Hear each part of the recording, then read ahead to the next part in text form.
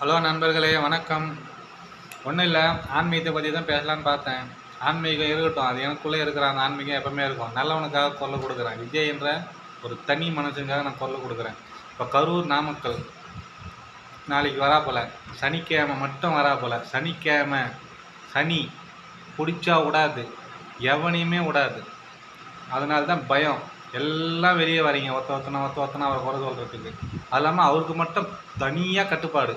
இப்போ நீங்களாம் என்ன அவுத்து விட்ட மாடா, யாரை வேணால் முட்டி கொண்டுகிட்டே இருப்பீங்க. அவர் வர அப்போ மட்டும் கட்டுப்பாடு. பேனர் வைக்கக்கூடாது, பொது வழியில் நிற்கக்கூடாது, இந்த பக்கம் நிற்கக்கூடாது, அந்த பக்கம் நிற்கக்கூடாது, அவர் மரத்தில் தொங்கக்கூடாது. என்னடா அவர் பார்க்கணும்னு ஆசையாவது வராங்க போகிறாங்க. ஏன் உங்களெல்லாம் பார்க்க வரல?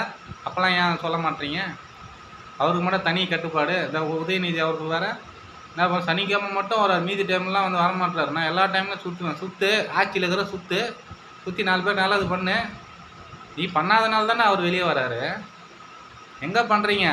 சும்மா ஒரு 1000 ரூபா கொடுத்துறீங்க. எங்கள் பாக்கெட்டில் இருந்து எடுத்த காசை ஏதோ ஓட்ட வையங்கன்னா அந்த காசை கொண்டு அந்த காசை எடுத்து எங்களுக்கே கொடுக்குறீங்க. இது எப்படின்னா எங்கள் வரியை எடுத்து எங்களுக்கே கொடுக்குற. இதில் வந்து பெருமையாக வர சொல்கிறீங்க. 1000 ரூபா கொடுக்குறேன். 1000 ரூபா வச்சு எத்தனை நாள் தான்? ஒரு நாள் ஓட்ட முடியுமா இப்போ இருக்கிற சூழ்நிலையில்? ஒரு நாள். ஏன் சாமி இப்படி இருக்கீங்க?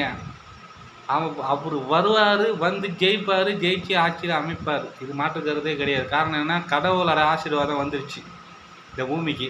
பிரபஞ்சமே மாறுது. மழை வர டைமில் வெயில் அடிக்குது, வெயில் இருக்கிற டைமில் மழை பெய்யுது, மாற்றி மாற்றி அமைக்குதுன்னா இயற்கை சீற்றமே மாறுது. இந்த மாற்றம் ஏன் வரக்கூடாது? தமிழ்நாட்டுக்கு வரட்டுமே. விஜய் என்ற ஒரு தனி மனுஷன் ஆளட்டுமே. ஆண்டு 4 பேருக்கு நல்லது செய்யட்டுமே. நீங்களே ஆண்டு நீங்களே உட்காந்து இடத்துல தின்னு இருப்பீங்க. இன்னொருத்த வந்து பக்கத்தில் உட்காந்தா துவச்சி அடிப்பீங்களா? வரணும், வந்து செய்யணும். இது வந்து தடுக்கக்கூடாது, தடுக்கவும் முடியாது. இது ஆண்டவன் செயல். விஜய் என்ற ஒரு தனி மனுஷன் கண்டிப்பாக இந்த தடவை ஆட்சி அமைப்பார். கேள்வி மேலே கேள்வி உங்களை கேட்பார்.